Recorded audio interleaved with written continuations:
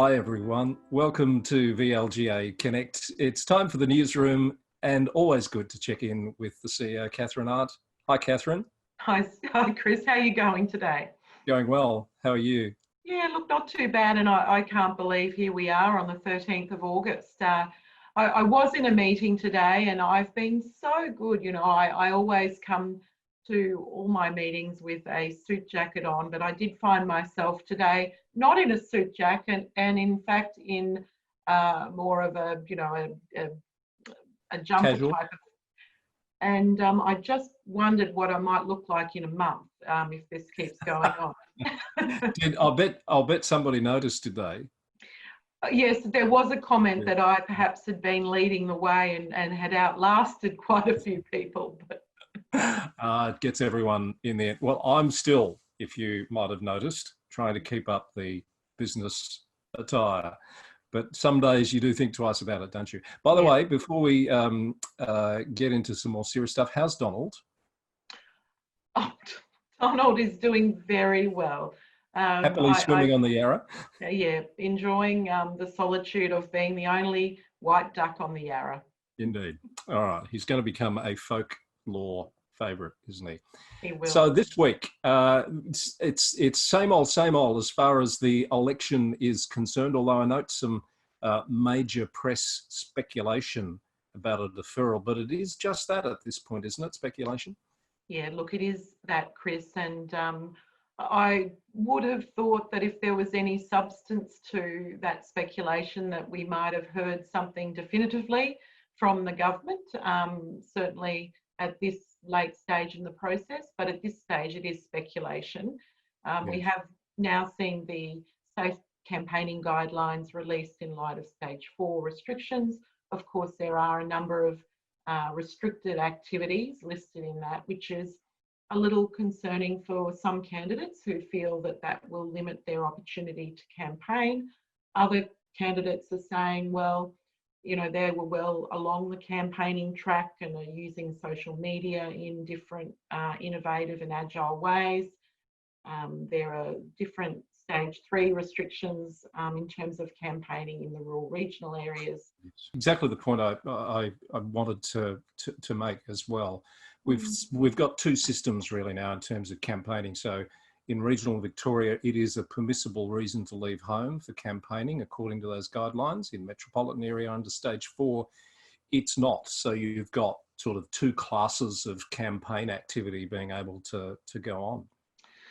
Look, there is. I guess the candidates in those different areas are not competing, but technically, yes, there's some different restrictions depending on where you are. I did note that, but I haven't read or watched the press release that the government is also monitoring the stage 3 restrictions in rural regional areas, some of them anyway, and that may change. Yeah, so look, at this stage, no changes. The election is proceeding.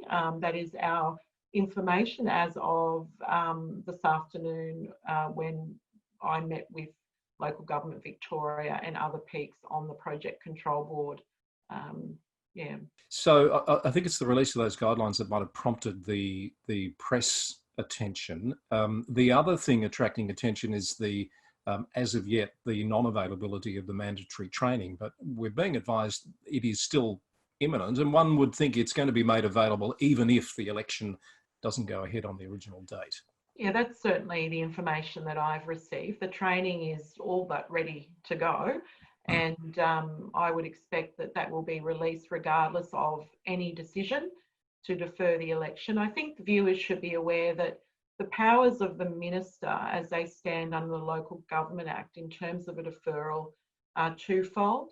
The minister only has that power in the event that it is a state of disaster is declared, which of course we now have. But the further limitations to the minister's power under the Local Government Act is that if there were to be a deferral, that the election would need to be moved to the closest possible date thereafter.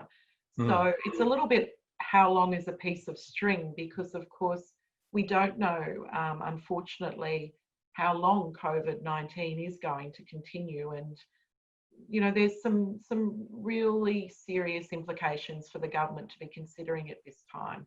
Yeah, for example, if you use the state of disaster as a reason to defer it, does the state of disaster still need to be in place for that? There's a whole range of things when you think about it. It's, as I think I said last week, I don't envy the people having to make these decisions. But as soon as we do hear something in terms of any changes that are definitive, we'll get the information out to people.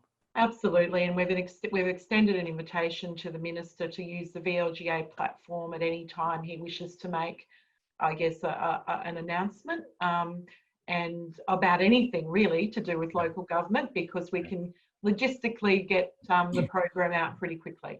So this week on the program, I was really pleased to spend a bit of time with Martin Foley, the Honourable Martin Foley, Minister for Equality, Arts, Creative Industries, And mental health. Mental health, of course. Yeah. And of course, we spoke about mental health. We also spoke about the LGBTIQ strategy process. That was a really good opportunity to talk about a couple of important issues that intersect very closely with local government. Oh, look, they do. And as everyone knows, we did have the Commissioner for Ro Allen with us a few weeks ago now, talking about the LGBTIQ strategy also.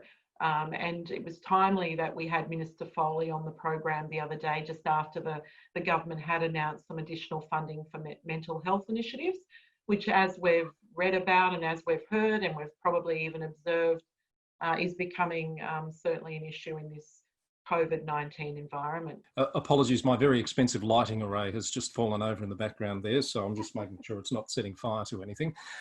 So check out that interview with Martin Foley on the YouTube channel. Your YCCC live panels have continued this week with, I understand, a very engaging session this week.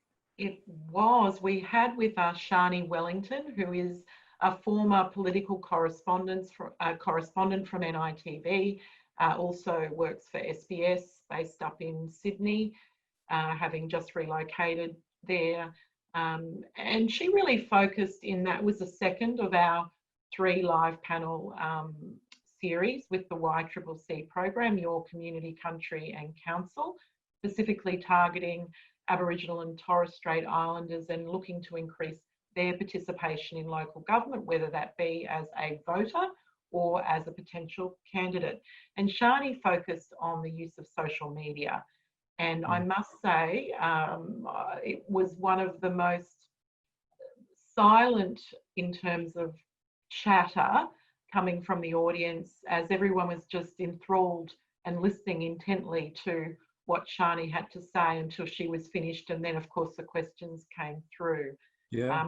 I'm hoping that the VLGA can have Shani back to run another live panel session more broadly on the use of social media, because she had some really practical tips and was able to also flip between her, I guess, her expertise in social media and also her experience as a journalist.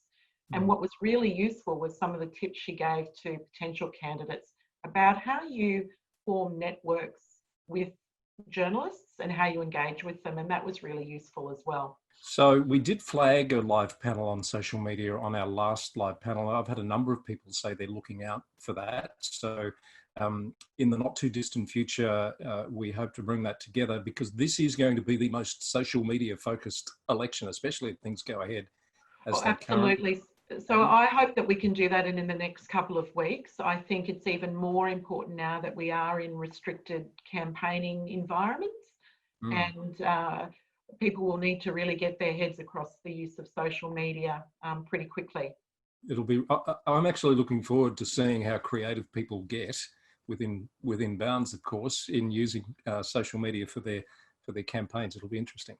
Well, actually, Shani made an interesting point, which I hadn't thought of, but when she was in the Northern Territory just recently, there were some young people there using TikTok as a social media platform to engage in political campaigning, and they were doing it quite successfully. And I would say certainly for those of us who have children, we would be very familiar with how engaged children are with TikTok, and in fact how they're bringing in their parents. into that as well. So I think that could be a potential like a captive market out there for candidates. Are you on TikTok, Catherine? I'm not personally, but I do get it shown to me regularly by my children who seem to understand it and have become experts in it. I used to be pretty up with it. I thought I was a bit of a geek with all that stuff, but I do not have TikTok and it's completely passed me by. I think I might just sit out and see what's coming next, Yeah. maybe. Best to do that, Chris, I think.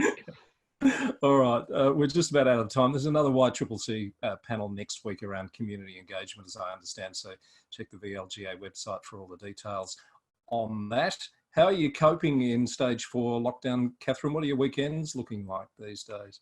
Yes, well, look, I think the challenge is trying to get in my normal walk in the 1 hour restriction. I guess it's just the incentive for me to move my legs a little faster, which probably isn't a bad thing given the amount of sitting down I'm doing in front of and in part of Zoom meetings. How about you, Chris? Are you in stage 3 or? Stage 3, although Greater Geelong, there's speculation that might not be the case for too much longer, but stage 3 at the moment, but effectively living by stage 4 rules, to be frank with you, and have been for quite some time.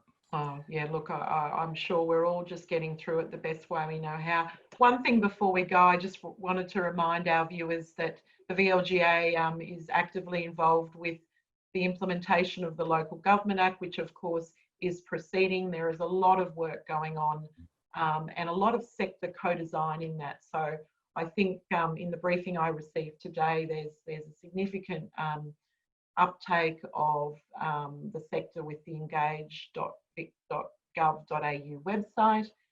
LGV is continually seeking and wanting input from the sector. So please, you know, if there's any opportunity for you to be involved, do so. And the VLGA is certainly involved in all of those working groups as well. Excellent. And keeping right on top of things as they develop. Thank you, Catherine. Great to talk as always. Look forward to catching up with you next week. Take care, Chris. See you then. That's been the Newsroom feature, which comes to you every week here on VLGA Connect.